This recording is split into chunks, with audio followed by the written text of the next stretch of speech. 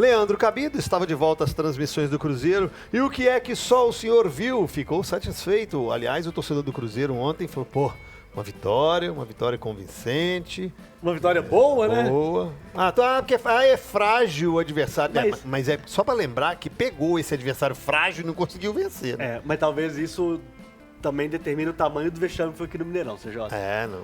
Foi um negócio assim Aquele escandaloso. 3x3 realmente pode ter sido vexatório. Um negócio assim escandaloso. Mas ontem o Cruzeiro, ele jogou com muita tranquilidade, né? Desde o início pressionando a equipe do Alianza. O Alianza é um time, como a gente fala, como a gente já falou ao longo dessas jornadas aí da Copa Sul-Americana, é um time fraquíssimo. É um time que talvez disputaria o módulo 2 do Campeonato Mineiro e teria dificuldade, tá? Porque o time é muito ruim mesmo. E o Cruzeiro fez o que tinha que fazer, CJ. Demorou o primeiro gol, é verdade.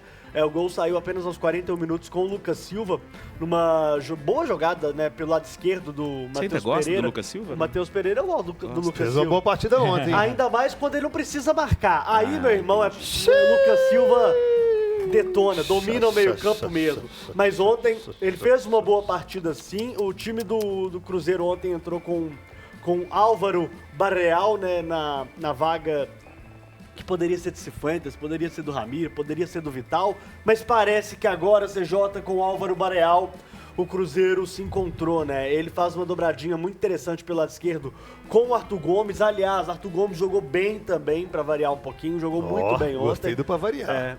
Porque tem gente que acha que o Arthur Gomes não joga bem, né? E ele joga bem. Não sou eu, não. Não, certamente que não é você. Ele é um jogador voluntarioso, né, Mirandinha?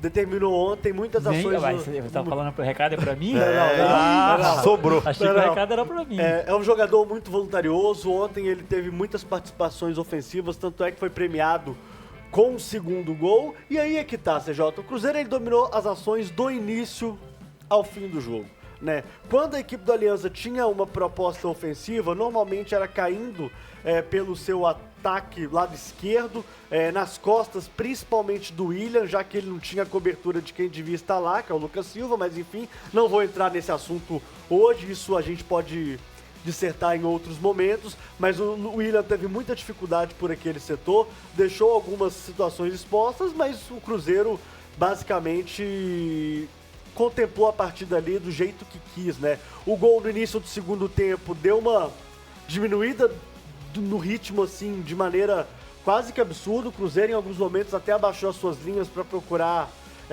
a equipe do Alianza avançar, para ele explorar o contra-ataque.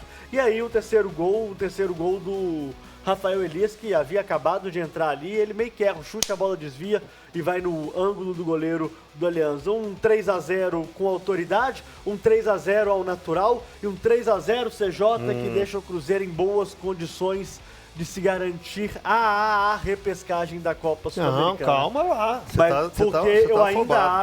Eu ainda acho a situação do Cruzeiro muito complicada. Você pode falar isso sexta-feira. Sabe por quê? empate. É porque amanhã, inclusive eu quero até me desculpar aqui, porque ontem eu disse que o jogo A gente seria... corrigiu ontem mesmo, não? Ontem, acho que não.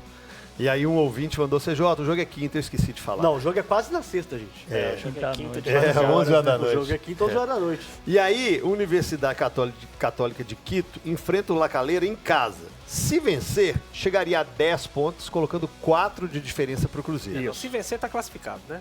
Não, está classificado mesmo que seja na segunda, né?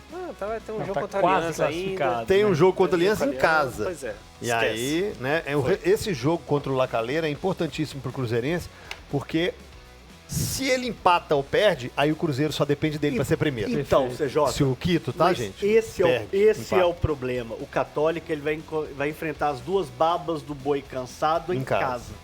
Na altitude de Quito. Tá. Esse é o problema. O Católica, esse jogo do Cruzeiro contra o Católica, se tudo der como o favoritismo aponta, Cruzeiro e Católica na última rodada, sabe o que vai ser? Um treino de luxo para todos os dois times. Porque seria um já 4 vai... pontos de diferença? É porque, seriam 4 segundo ele, pontos de diferença. um já estaria no primeiro. E o outro já estaria em segundo. Entendi. E aí, agrava muito aquele 3x3 contra o Aliança. Claro, Verdade. Entende? Assim, eu não tô muito animado com o Cruzeiro em primeiro. Eu acho muito difícil. É pouco provável. O Lacaleira chegar lá... Só é e amanhã, chegar é amanhã. o O jogo gente, é amanhã. calma, gente. O jogo é amanhã. Alguma coisa pode acontecer amanhã. tudo bem. O mais legal do Fora- futebol é isso, a Tudo teoria bem. ela tá bem Fora de distante amanhã, da prática complica. Tudo por bem, eu vezes. concordo com os senhores, mas a tendência natural das coisas é isso acontecer. Mas o Cruzeiro fez o que tinha que fazer, CJ. O que foi pra trás, tá pra trás, não adianta reclamar dos 3 pontos das primeiras 3 rodadas. Agora o Cruzeiro alcançou o 6º ponto e vai praticamente se garantindo aí com a segunda vaga e aí vai disputar, entre aspas, os playoffs. Você disse... Desculpa te interromper. Não, é isso. Um jogo em que o Cruzeiro fez o que tinha que fazer. Vencer e vencer bem. Ô, Rafa, você disse que o Atlético tem um time, tem um esquema, tem uma ideia e tem uma organização. Eu queria saber se Anderson, William, Zé Ivaldo, João Marcelo e Marlon, Lucas Romero, Lucas Silva, Barreal, Matheus Pereira, Arthur Gomes e Rafa Silva, esse é o time do Cruzeiro? Hoje é. Hoje é o time do Cruzeiro. Não sei se muita convicção em alguns jogadores, mas o Cruzeiro tem um padrão de jogo também. O Seabra, desde que ele chegou, ele joga dessa forma. Num 4-3-3 bem definido, com 3 médios, né, que ele fala, 3 volantes, e com liberdade para os 3 à frente. O Cruzeiro joga assim desde que o Seabra chegou. O Cruzeiro tem um padrão de jogo. E aí eu acho que o Cruzeiro ganhou muito, eu falei isso ontem, que esperava que acontecesse, e aconteceu com o Barreal. É claro que o torcedor quer ver isso num jogo mais difícil, quando o Cruzeiro precisar se defender um pouco mais, você tendo Barreal e Lucas Silva, você não é tão agressivo com esses 3 do meio. Mas ofensivamente o Cruzeiro ganhou muito com o Barreal. As jogadas do Cruzeiro foram 90% pelo lado esquerdo, com Marlon, Barreal, Arthur Gomes e o Matheus Pereira, que quando dá assistência pro gol, ele vem pelo lado esquerdo. Eu acho que ele falou, preciso participar um pouco mais. Porque o lado direito... A bola tá por O ali. que tá acontecendo Tá lá, bom, né? O lado por ali. direito, Ele inclusive, sentiu isso no jogo. Eu até citei isso, Rafa, perdão, na transmissão, que eu falei assim, cara, o Cruzeiro tá jogando com 10. Porque o Rafa Silva, pelo lado direito, ele praticamente não Participou pouco. pegou na bola no primeiro tempo.